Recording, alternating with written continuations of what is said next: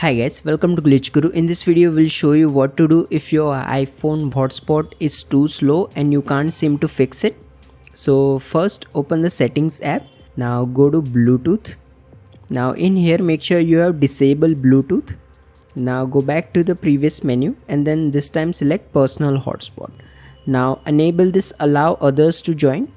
Now here you should see a couple of options. Select Wi-Fi and USB only as hotspot via Bluetooth is too slow. So select that and make sure you have disabled this maximize compatibility option.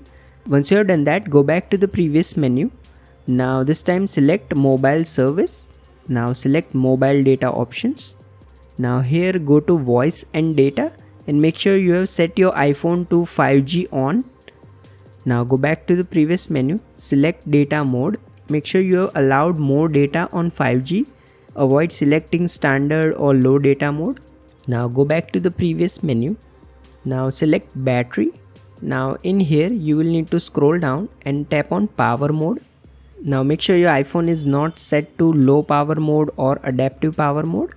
After disabling all these options, come back to the main settings page and then tap on general.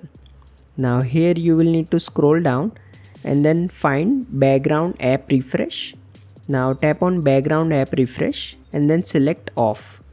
So this is only recommended while you are using hotspot as it can cause problems with the notifications. So after using the hotspot, make sure to set it to Wi-Fi and mobile data. Now go back to the main settings page again. Now in the general settings, tap on VPN and device management.